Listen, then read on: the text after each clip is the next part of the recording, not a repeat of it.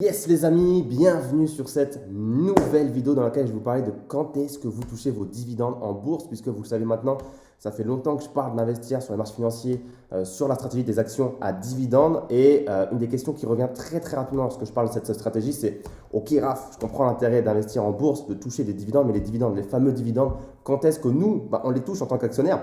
Et je comprends ta question, puisqu'en tant qu'investisseur, c'est bien de dire qu'on va toucher des dividendes, mais si c'est pour les toucher dans super longtemps ou selon des conditions bien spécifiques, ça peut être chiant.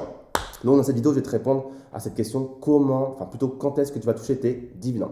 Il faut savoir que la façon dont tu vas toucher tes dividendes ne dépend surtout pas de toi, mais bien évidemment de l'entreprise dans laquelle tu as investi. C'est-à-dire que dans l'entreprise dans laquelle tu investis, il y a une sorte de, on va dire, de board, d'équipe directrice qui, elle, va se réunir en assemblée et va dire, OK, on va verser les dividendes à nos actionnaires à telle date, selon telles conditions et sur tel montant.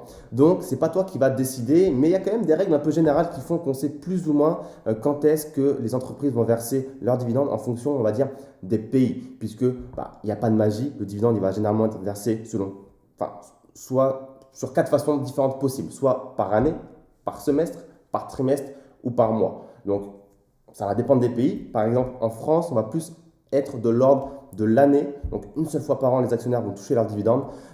Et parfois du semestre, voire, c'est beaucoup plus rare, du trimestre, comme par exemple avec l'action totale qui, elle, chaque trimestre va verser son dividende aux actionnaires. Donc ça, c'est plutôt sympathique.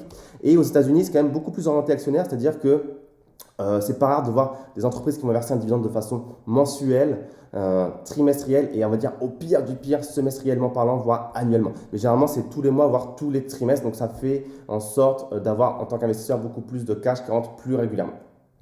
Au Canada, ça va être plus ou moins comme les États-Unis, ça va être, on va dire, tous les mois, tous les trimestres. Après, ce qu'il faut savoir également, c'est que ce n'est pas parce qu'une entreprise va verser ses dividendes plus souvent, par exemple tous les mois, que ça veut dire que cette entreprise a un meilleur rendement. On peut avoir une entreprise qui a un moins bon rendement en versant un dividende mensuellement qu'une entreprise qui va verser une seule fois par an. Donc ça va vraiment dépendre en fait de ce que l'entreprise a décidé au niveau de son dividende pour ses actionnaires. Toutefois, il y a quand même deux gros avantages à, on va dire, pas forcément privilégier des actions qui versent des dividendes tous les mois, parce que ça serait bête de se dire, moi, je vais investir que dans des actions qui versent un dividende mensuellement, parce que c'est pas encore une fois parce qu'une entreprise verse un dividende mensuellement et pas annuellement qu'elle est plus intéressante, qu'elle est plus rentable. Ça ne veut rien dire du tout. C'est juste qu'ils se sont dit, nous, on donne mensuellement le dividende. Donc, ça serait bête de se dire, je vais que vers des actions qui versent mensuellement le dividende pour toucher plus rapidement mes dividendes. Ce serait surtout pas un critère à prendre en compte. En tout cas, moi, dans mon analyse, quand j'investis dans des actions et dans celle que je peux vous partager de mon portefeuille dans le club dividende, je ne vais certainement pas prendre ce critère-là comme étant un critère principal. Je m'en fous. Je veux surtout savoir si le dividende va être versé de façon sérieuse et régulière et surtout croissante. Et je regarde bien évidemment d'autres métriques qui sont beaucoup plus importantes dans le bilan comptable. Mais quand même, ça a un avantage d'investir dans des actions qui vont verser un dividende plus fréquemment. Pourquoi? Il y a deux avantages. C'est de bénéficier tout simplement du cash plus rapidement, notamment si tu si tu veux devenir rentier ou tu es déjà rentier via la bourse et via les dividendes, c'est quand même beaucoup plus confortable de se dire je me touche des dividendes tous les mois plutôt qu'annuellement. Parce que si c'est une fois par an, il faut entre guillemets budgéter ces dividendes pour l'année en cours. Alors que si c'est tous les mois, on a une base régulière de dividendes et de revenus passifs qui vont tomber tous les mois.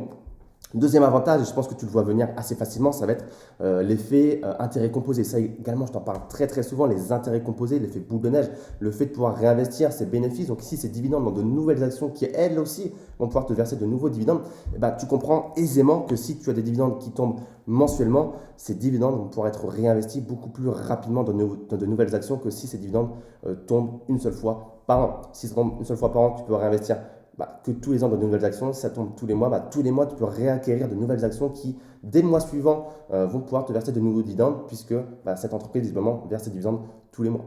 Donc, c'est très confortable, on va dire, pour l'effet boule de neige et pour les intérêts composés, d'autant plus que tu ressens ces effets-là quand ton portefeuille est de plus en plus gros. Si tu as un petit portefeuille à 1000, 2000, 5000, 10 000, 50 000, 100 000 euros, tu ne vas pas forcément ressentir de gros effets sur cette stratégie de réinvestissement immédiat des dividendes chaque mois. Par contre, si tu as un portefeuille à 200 000, 500 000, 1 million d'euros, tes dividendes deviennent très confortables chaque mois. Et donc, chaque mois, tu peux réacquérir vraiment un pool, un paquet d'actions relativement confortables qui vont, elles aussi, te verser de nouveaux dividendes. Donc, tu accélères en fait les choses et c'est pour ça qu'on dit que les riches deviennent toujours de plus en plus riches et de plus en plus rapidement. C'est parce qu'ils ont plus de capital, plus de cash à disposition qui peut travailler pour eux.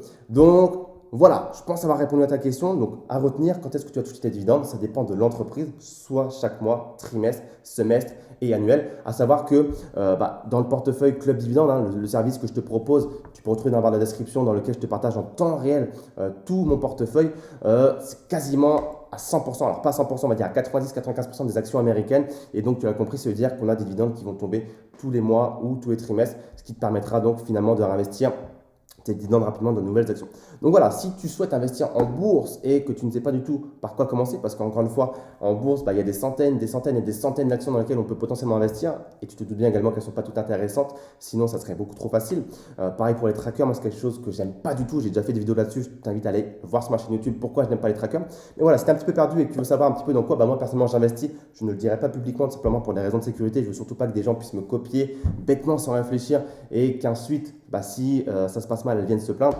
Voilà, j'ai créé un service qui s'appelle le Club Dividende que tu peux retrouver dans la barre de la description, dans laquelle je te partage chaque mois toutes les actions que je fais sur mon portefeuille, aussi bien les renforcements, les arbitrages, les suppressions de positions, pour que tu puisses avoir une petite idée de pourquoi j'ai pris cette position, pourquoi je n'ai pas pris une autre. Je t'explique rapidement la raison du pourquoi et ça te permettra d'y voir plus clair sur un portefeuille orienté à 100% sur le dividende. Voilà, écoute, je te remercie d'avoir regardé cette vidéo. Si elle t'a plu, comme d'habitude, petit like, petit commentaire, n'hésite pas à me poser tes questions, j'y répondrai avec grand plaisir. Et encore une fois, n'hésite pas non plus à t'abonner à la chaîne YouTube, ça me motive à réaliser toujours plus de vidéos pour toi gratuitement. Merci à toi et je te dis à très très vite. Ciao, ciao.